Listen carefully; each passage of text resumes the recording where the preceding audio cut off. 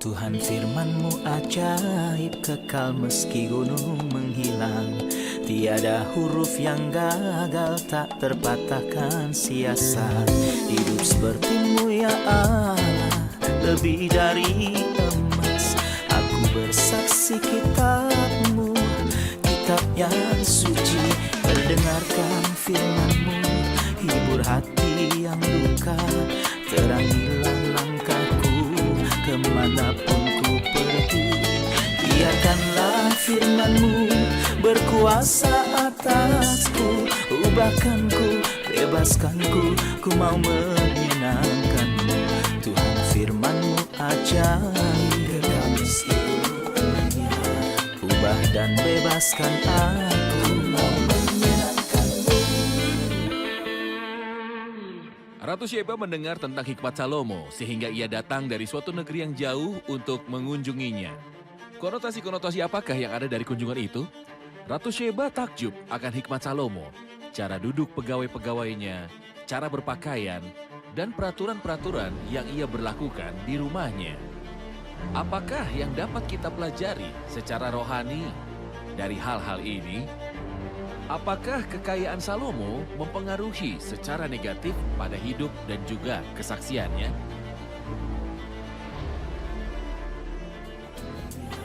Ubah dan bebaskan aku, mau menyenangkan-Mu. Salam jumpa pemirsa terkasih, saya menyambut Anda sekalian dimanapun Anda berada dalam episode terbaru program studi harian kita, Semua Kitab Suci. Dalam program ini kita mempelajari kitab-kitab dalam Alkitab, dari kitab Kejadian hingga kitab Wahyu. Dan dalam studi ini kita telah sampai pada pasal 9 dan 10 dari kitab 1 Raja-Raja. Hari ini kita akan menemukan bagaimana Allah sekali lagi berbicara kepada Salomo dan menyemangati dia, tetapi juga bagaimana kerajaan terpecah setelah kegagalan dari Salomo. Untuk memulai izinkan saya untuk menyambut para tamu kehormatan, para hamba Tuhan. Selamat datang Dr. S.M. Ezat. Terima kasih. Saudara Khaled Filipos, selamat datang. Terima kasih. Terima kasih. Juga para hadirin yang telah bergabung bersama kami di studio. Saya ingin membaca pasal 9 dari ayat 1 sampai 9, kemudian saya mempunyai sebuah pertanyaan bagi Anda, Saudara Khaled. Ketika Salomo selesai mendirikan rumah Tuhan dan istana raja, dan membuat segala yang diinginkannya, maka Tuhan menampakkan diri kepada Salomo untuk kedua kalinya, seperti ia sudah menampakkan diri kepadanya di Gibeon. Firman Tuhan kepadanya, telah kudengar doa dan permohonanmu yang kau sampaikan ke hadapanku. Aku telah menguduskan rumah yang kau dirikan ini untuk membuat namaku tinggal di situ sampai selamanya. Maka mataku dan hatiku akan ada di situ sepanjang masa.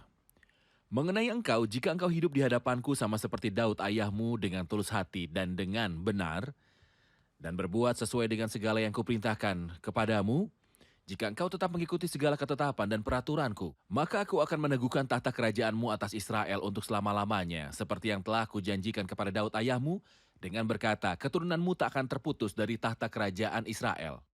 Tetapi jika kamu ini dan anak-anakmu berbalik daripada aku, dan tidak berpegang pada segala perintah dan ketetapanku yang telah kuberikan kepadamu, dan pergi beribadah kepada Allah lain, dan sujud menyembah kepadanya, maka aku akan melenyapkan orang Israel dari atas tanah yang telah kuberikan kepada mereka, dan rumah yang telah kukuduskan bagi namaku itu akan kubuang dari hadapanku. Maka Israel akan menjadi kiasan dan sindiran di antara segala bangsa. Dan rumah ini akan menjadi reruntuhan, sehingga setiap orang yang lewat akan tertegun, bersuit dan berkata, apakah sebabnya Tuhan berbuat yang demikian kepada negeri ini dan kepada rumah ini? Maka orang akan berkata, sebab mereka meninggalkan Tuhan Allah mereka yang membawa nenek moyang mereka keluar dari tanah Mesir. Dan sebab mereka berpegang kepada Allah lain, dan sujud menyembah kepadanya dan beribadah kepadanya, itulah sebabnya Tuhan mendatangkan segala malapetaka ini ke atas mereka. Sekali lagi Tuhan menampakkan diri kepada Salomo dan berbicara kepadanya, namun kali ini bersyarat. Tuhan dalam ayat 5, telah menetapkan Daud sebagai teladan di hadapan Salomo, maka aku akan meneguhkan kerajaanmu atas Israel untuk selama-lamanya, seperti yang telah kujanjikan kepada Daud ayahmu. Mengapa Allah menyebut Daud lagi dan menjadikan dia sebagai teladan, walau Daud telah gagal secara spiritual dalam bagian ini? Pada faktanya, menurut Alkitab, Daud adalah seseorang yang berkenan di hati Allah. Allah telah berurusan dengan dosa yang Daud perbuat dan yang biasanya menjadi fokus kita. Dalam kasih karunia-Nya, Allah menjadikan Daud sebagai sebuah teladan di hadapan Salomo, tetapi bukan dalam hal kegagalannya. Karena dalam kegagalannya, Daud bukanlah sebuah teladan, melainkan sebuah pesan peringatan bagi Salomo dan semua orang lainnya. Allah menjadikan Daud dan kelurusan hatinya sebagai sebuah teladan. Ini adalah sebuah poin penting, karena kelurusan hati selaras dengan prinsip-prinsip Allah. Allah itu kudus. Ia benar dalam hubungannya dengan manusia. Bagi seorang manusia untuk menikmati sebuah hubungan aktif yang nyata dengan Allah, ia harus lurus hati. Itulah sebabnya ketika Allah pertama kali menampakkan diri kepada Salomo, ia menjadikan Daud dalam kelurusan hatinya sebagai sebuah teladan bagi dia. Ia melakukan hal itu agar memastikan bahwa Salomo akan hidup menurut prinsip-prinsip Allah. Pada faktanya, kita sebagai orang-orang Kristen, kita harus memiliki kelurusan hati yang nyata dalam hidup kita. Karena tanpa kelurusan hati, kegagalan rohani terjadi. Yesus Kristus, semua kemuliaan bagi Dia, berkata dalam ucapan bahagia, "Berbahagialah orang yang suci hatinya, Melihat. karena mereka akan melihat Allah." Ini berarti bahwa kesucian hati dan hidup yang jujur adalah syarat-syarat mendasar dan sikap yang berkenan untuk memiliki suatu hubungan yang nyata dengan Allah. Dapatkah Anda bayangkan seseorang yang hidupnya sama sekali tidak memiliki disiplin rohani yang mengkompromikan nilai-nilai itu tanpa alasan? Yang sekali-sekali saja menghampiri Allah seperti dalam kesempatan-kesempatan yang spesial saja. Yang memiliki suatu penampilan lahiriah yang saleh, namun kenyataannya inilah karakteristik dari hari-hari terakhir. Seperti dalam Alkitab, secara lahiriah mereka menjalankan ibadah mereka, tetapi pada hakikatnya mereka memungkiri kekuatannya. Jadi Tuhan sedang menetapkan teladan ini di hadapan Salomo. Hati yang lurus dan kesalehan batinia dan sikap yang tepat yang melaluinya Salomo dapat hidup dalam suatu hubungan yang benar dengan Allah. Inilah cara Daud hidup bahkan dalam masa mudanya, masa dewasanya, dan masa tuanya. Seakan-akan Allah sedang menunjuk keberadaan batiniah, bukan penampilan lahiriah. Pastinya Allah Bukan berminat. dalam penampilan yang saleh, tetapi juga dalam batin. Benar sekali. Inilah standar yang Ya, Allah benar inginkan. sekali. Karena mata Allah lebih tertuju pada apa yang ada di dalam seseorang. Dr. Esam, mulai dari ayat 10 kita menemukan sebuah musim kerjasama baru antara Hiram, Raja Tirus, dan Salomo. Dalam pasal-pasal sebelumnya kita melihat bahwa Hiram memberikan selamat kepada Salomo dan menyediakan bagi dia apapun yang dia butuhkan. Tapi di sini kita melihat sebuah fase baru. Mohon beritahu kami tentang kerjasama baru ini dan tentang apakah ada kesepakatan atau ketidaksepakatan antara Salomo dan Hiram, Raja Tirus itu. Salomo karena ingin memberikan apresiasi kepada Hiram karena kemurahhatian dan kasih yang terakhir kali tunjukkan kepada Daud, dan karena kiriman penyediaan yang berlimpah dari Hiram seperti yang ia minta kepadanya. Salomo memberi dia beberapa kota sebagai balasan. Pada faktanya, ini adalah sebuah masalah.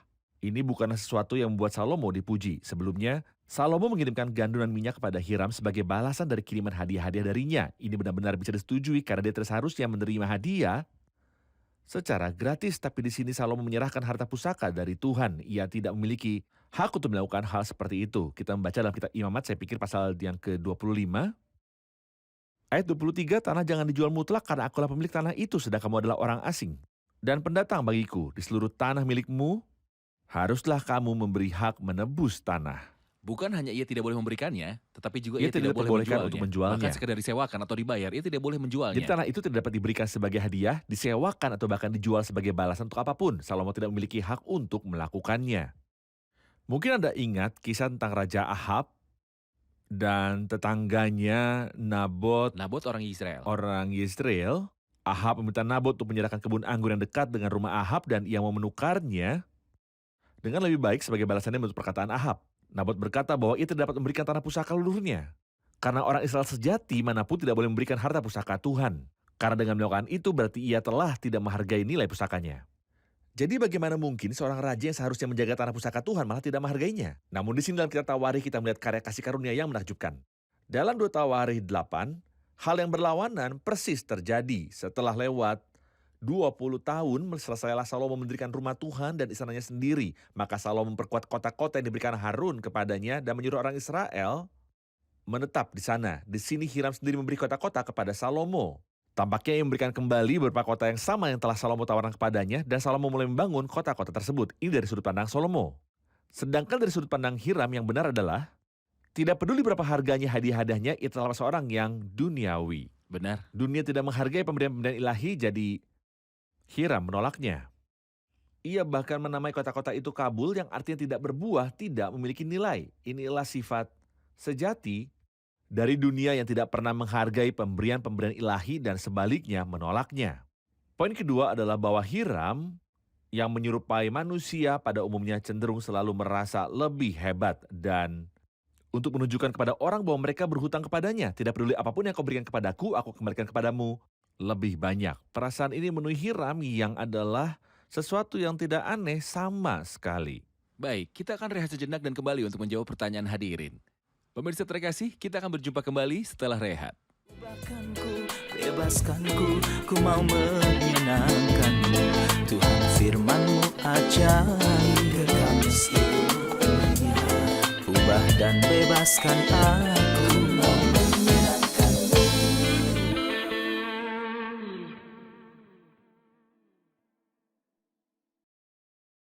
Kami kembali pemirsa terkasih untuk menjawab pertanyaan dari para hadirin di studio. Ada pertanyaan? Saya mau bertanya, Silakan. kami paham dari 1 Raja-Raja 9 ayat 28 bahwa Salomo mengirimkan kapal-kapalnya ke Ofir, tapi kemudian dalam 1 Raja-Raja 10 ayat 22 dan 2 Tawarik 9 ayat 21 kita paham bahwa ia mengutus mereka ke Tarsis. Jadi bagaimana kita dapat menjelaskan pertentangan ini? Ya, bagaimana menjelaskan pertentangan ini? Sebenarnya sama sekali tidak ada pertentangan. Hanya karena Salomo adalah seorang raja yang besar. Kekayaannya tidak biasa-biasa. Bahkan kuda-kudanya begitu banyak sehingga meluas sampai ke perbatasan Mesir. Jadi ketika Alkitab menyebut bahwa kapal-kapal Salomo pergi ke berbagai pelabuhan di berbagai tempat, ini berarti bahwa Salomo memiliki banyak armada kapal. Armadanya cukup besar sehingga bisa pergi ke banyak pelabuhan pada saat bersamaan. Karena itu tidak ada masalah dalam hal itu. Menyebutkan sebuah bagian tidak menyeratkan bahwa selebihnya tidak Tentu terjadi. saja. Mereka bisa pergi ke Ya, Tarsis sementara kapal-kapal di satu kapal-kapal yang lainnya armada pergi ke bisa Ofir. dikirim ke banyak pelabuhan. Atau ada yang lebih dari satu armada. Masing-masing pergi ke suatu pelabuhan tertentu. Dr. Esam, dalam pasal 10, kita membaca sebuah kisah yang indah yang banyak kita dengar tentangnya, yaitu kunjungan dari Ratu Sheba ke Salomo. Tanpa masuk lebih dalam kepada rinciannya, saya ingin Anda menjelaskan makna dari kunjungan Ratu Sheba kepada Salomo itu. Hal apakah yang menarik ratu itu untuk datang dari ujung bumi yang terjauh? Perjalanan seperti itu tidaklah mudah. Ia menggunakan unta-unta sebagai alat transportasinya. Ia adalah seorang ratu, namun mau menempuh sulitnya perjalanan yang lama. Ia datang membawa rempah-rempah, jadi ia mengadakan perjalanan jarak jauh sambil membawa banyak hadiah. Mengapa seperti itu? Saya pikir alasannya ada dua. Yang pertama adalah bahwa reputasi Salomo telah tersebar. Reputasi tersebar dalam satu cara yang menarik. Semua orang di sekelilingnya datang dari mana-mana. Fakta bahwa reputasi Salomo sebagai orang berhikmat tersebar kemana-mana bukanlah hal yang remeh. Alasan kedua adalah bahwa terbukti waktu Sheba memiliki pertanyaan-pertanyaan yang sulit. Sederhananya kita bisa berkata bahwa ia mempunyai sebuah kebutuhan. Inilah dua hal yang biasanya menarik siapapun. Jika Salomo adalah sebuah gambaran dari Kristus pada umumnya, lalu kedua hal ini adalah faktor-faktor yang menarik manusia kepada Allah. Yang pertama adalah kehebatan orang itu dan mempercayai dia. Yang kedua adalah kebutuhan yang menarik manusia kepada sosok yang mereka hampiri. Siapapun yang mencari Tuhan tertarik kepadanya oleh salah satu dari hal-hal ini. Kebutuhan di satu sisi dan daya tarik Tuhan di sisi yang lainnya. Ini tidaklah aneh karena hal ini sudah banyak terjadi sebelumnya. Misalnya mengapa Ribka meninggalkan rumah ayahnya walaupun ia tidak pernah bertemu Ishak dan menempuh perjalanan yang begitu jauh. Sebuah daya tarik, tapi di sini adalah daya tarik hikmat. Namun di sini daya tarik kekayaan dan kasih yang memenuhi hati Ishak yang membuatnya mendatangkan Ribka kepada dirinya. Misalnya apa yang menarik Abigail kepada Daud? Ada sebuah ketertarikan yang tidak biasa. Apa yang telah membuat dia mempertaruhkan nyawanya? Ia pergi untuk menjumpai seorang pria yang marah yang disertai oleh 400 orang lainnya datang untuk membunuh dan membinasakan. Jadi apa yang mendorong Abigail untuk mempertaruhkan nyawanya untuk mendatangi Daud? Saya pikir Abigail pasti pernah mendengar tentang kemurah hatian Daud, daya tarik kemurah hatian. Jelas bahwa Salomo mempunyai hal-hal ini dan itulah yang menarik. seorang Ratu Sheba datang dari ujung bumi yang terjauh. Pertanyaan-pertanyaan sulit yang manusia miliki sebagai tambahan dari kebutuhan-kebutuhan dan Ya, kekosongan kebutuhan. adalah segala hal yang menarik manusia kepada Allah sehingga kekosongan mereka dipuaskan. Ratu itu menguji Salomo dengan pertanyaan yang sulit menurut Alkitab. Benar. Saudara Khaled, saya akan membaca beberapa ayat dari pasal 10 tentang kunjungan dari Ratu Sheba. Kemudian saya akan meminta Anda untuk memberikan komentar. Ketika Ratu Negeri Sheba mendengar kabar tentang Salomo berhubung dengan nama Tuhan, maka datanglah ia hendak mengujinya dengan teka-teki. Ia datang ke Yerusalem dengan pasukan pengiring yang sangat besar, dengan unta-unta yang membawa rempah-rempah sangat banyak emas dan batu permata yang mahal-mahal. Setelah ia sampai kepada Salomo, dikatakannya lah segala yang ada di dalam hatinya kepadanya, dan Salomo menjawab segala pertanyaan ratu itu. Bagi raja tidak ada yang tersembunyi yang tidak dapat dijawabnya untuk ratu itu. Ketika Ratu Negeri Sheba melihat segala hikmat Salomo dan rumah yang didirikannya, makanan di mejanya, cara duduk pegawai-pegawainya, cara pelayan-pelayannya melayani dan berpakaian, minumannya dan korban bakaran yang biasa dipersembahkannya di rumah Tuhan, maka tercenganglah ratu itu. Dan ia berkata kepada raja, "Benar juga kabar yang kudengar di negeriku tentang engkau dan tentang hikmatmu. Tetapi aku tidak percaya perkataan-perkataan itu sampai aku datang dan melihatnya dengan mataku sendiri. Sungguh setengahnya pun belum diberitahukan kepada aku. Dalam hal hikmat dan kemakmuran, engkau melebihi kabar yang kudengar. Berbahagialah para istrimu, berbahagialah para pegawaimu ini, yang selalu melayani engkau dan menyaksikan hikmatmu. Terpujilah Tuhan Allahmu yang telah berkenan kepadamu sedemikian, hingga ia mendudukan engkau di atas tahta kerajaan Israel. Karena Tuhan mengasihi orang Israel untuk selama-lamanya, maka ia telah mengangkat engkau menjadi raja untuk melakukan keadilan dan kebenaran." Saya ingin Anda mengomentari tentang kata-kata yang hebat ini. Sebenarnya, saya tidak bisa menemukan kata-kata yang lebih baik daripada kata-kata yang dikatakan Yesus Kristus tentang ratu itu dalam Matius 12 ayat 42. Ia berkata, ratu dari selatan yang adalah Ratu Sheba datang dari ujung bumi untuk mendengarkan hikmat Salomo. Allah memberikan Salomo 3 hal yang luar biasa yang membedakan dia dari raja lain manapun. Allah menganugerahinya dengan kekayaan dan kemuliaan karena ia dihormati oleh semua yang mengelilinginya dan hikmat. Ratu Sheba mendengar kabar tentang hikmat dari Raja Salomo. Ia juga mendengar kabar tentang rumah yang Salomo dirikan. Cara ia tinggal di rumahnya, para pelayannya, para pembawa cawannya, dan korban-korban bakarannya. Itulah sebabnya ketika ratu mengunjunginya, ia memperhatikan banyak hal di rumah Salomo. Jadi ratu ini datang dari ujung bumi yang terjauh untuk mendengarkan hikmat Salomo. Ketika Tuhan mengomentari kunjungannya yang terdapat dalam Matius 12, ia merujuk pada sebuah perbedaan antara dia dengan dirinya sendiri. Dan lihatlah yang ada di sini lebih daripada Salomo. Lihatlah. Seakan-akan Yesus sedang mengingatkan para pendengarnya bahwa ada manusia yang pergi untuk mendengar manusia lain hanya karena ratu itu mendengar tentang hikmatnya. Ratu datang membawa banyak pertanyaan sulit dan Raja Salomo menjawab semuanya. Namun Kristus berkata, dan sesungguh yang ada di sini lebih daripada Salomo. Siapakah yang lebih besar daripada Salomo? Dialah Kristus. Kristus lebih besar dari Salomo dalam kemuliaan. Kristus lebih besar dari Salomo dalam hal kekayaan. Kristus lebih besar dari Salomo dalam hal hikmat. Kristus tidak hanya menjawab masalah-masalah di bumi atau menjelaskan teka-teki yang ada di bumi. Kristus juga menjawab pertanyaan-pertanyaan dari hati yang kebingungan. Kristus menyelesaikan masalah terbesar yang pernah ada, yang tidak seorang manusia pun pernah selesaikan, yaitu dosa. Namun, Kristus sendiri adalah korban persembahan dan korban bakaran yang di dalamnya jiwa yang lelah menemukan peristirahatannya. Itulah sebabnya saya memohon kepada setiap orang untuk melakukan hal yang sama yang telah dilakukan oleh Ratu Sheba. Datang dari pengembaraannya kepada dia yang tidak hanya berhikmat tetapi juga berkata tentang dirinya. Dalam Alkitab, aku hikmat, ia adalah hikmat yang berinkarnasi. Datanglah kepada Kristus agar pertanyaan-pertanyaanmu dijawab untuk mengenyahkan kebingunganmu dan untuk menerima keselamatan kekal. Dan lihatlah yang ada di sini lebih daripada Salomo. Lihatlah, pemirsa terkasih, kita akan berjumpa kembali sesudah rehat. Saya mendorong Anda untuk mengirimi kami pertanyaan apapun atau permintaan apapun ke alamat-alamat yang akan ditayangkan selama rehat. Tetap bersama kami. Ubahkanku, bebaskanku, ku mau menyenangkanmu. Tuhan firman-Mu ajaib, kekal seluruhnya. Ubah dan bebaskan aku, mau menyenangkanmu.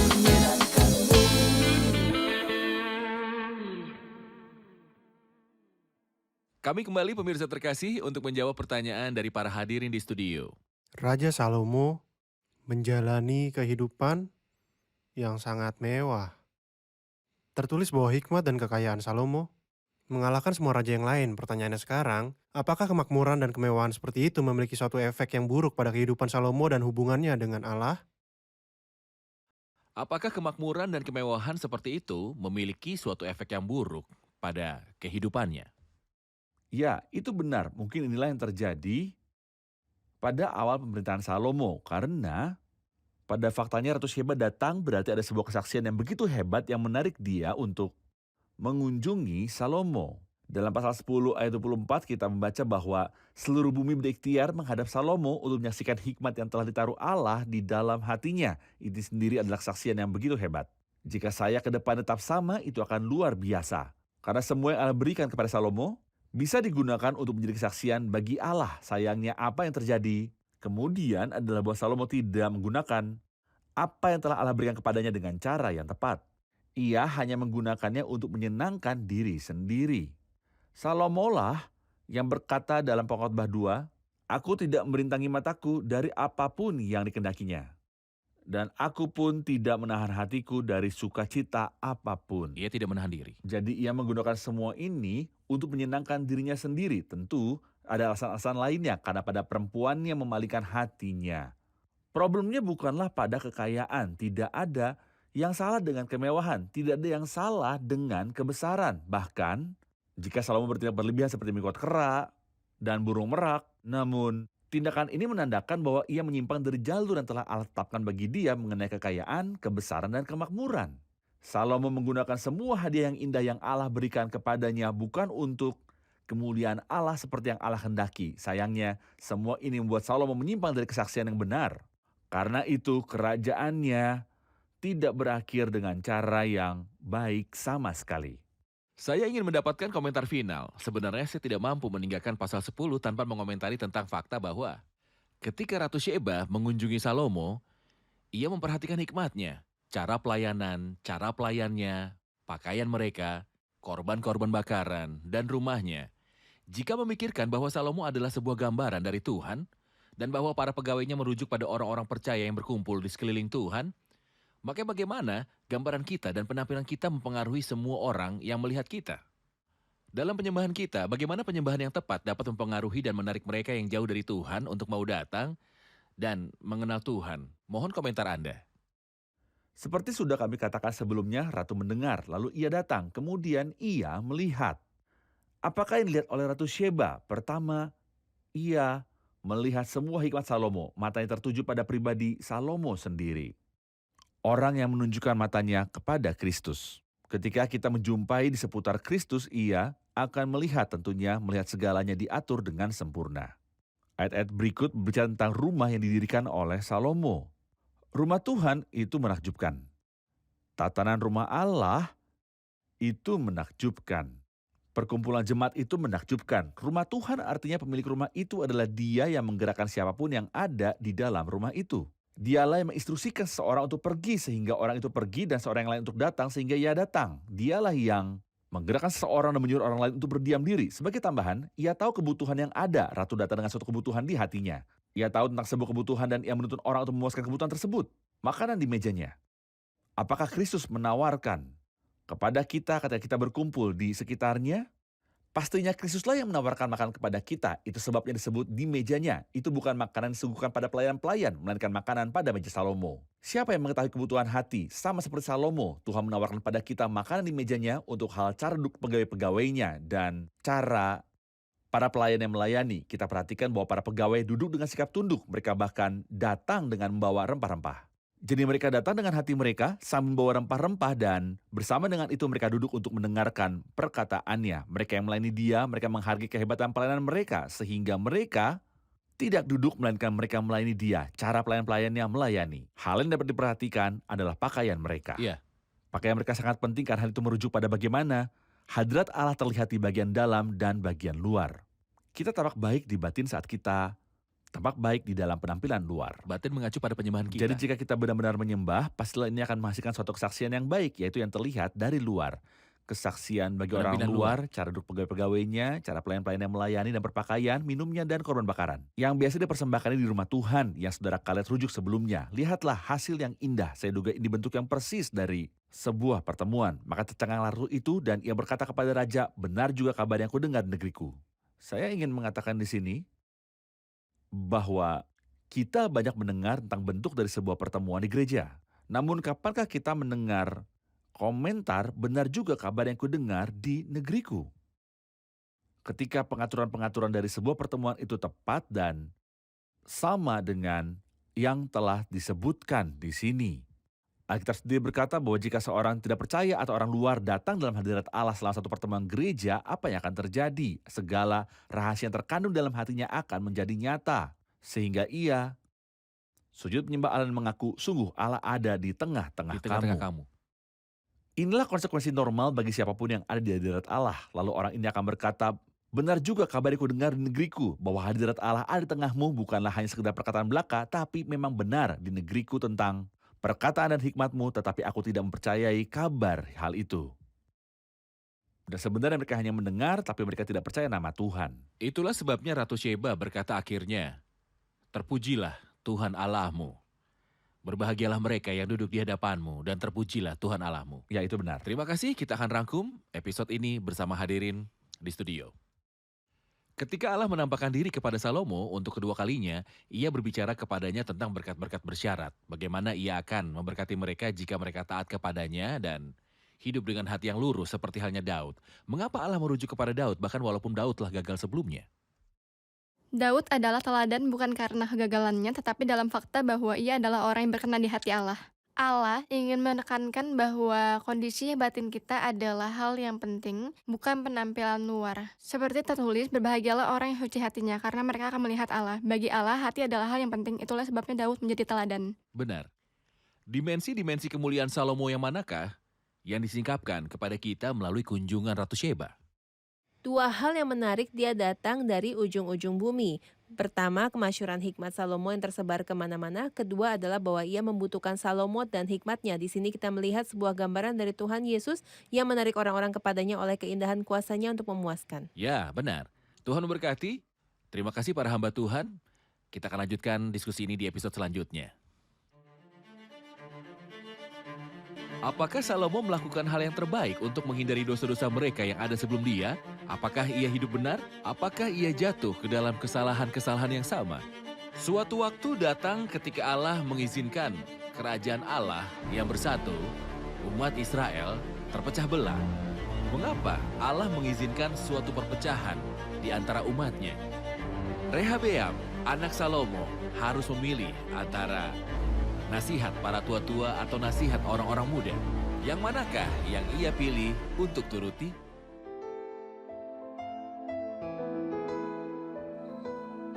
Tuhan firman-Mu ajaib, kekal meski gunung menghilang. Tiada huruf yang gagal, tak terpatahkan sia-sia. Hidup seperti-Mu ya Allah, lebih dari emas.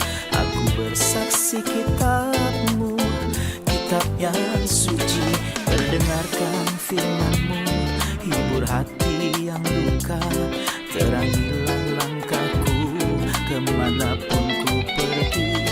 Biarkanlah firman-Mu berkuasa atasku. Ubahkanku, bebaskanku, ku mau menyenangkan-Mu. Tuhan firman-Mu ajaib, ubah dan bebaskan aku.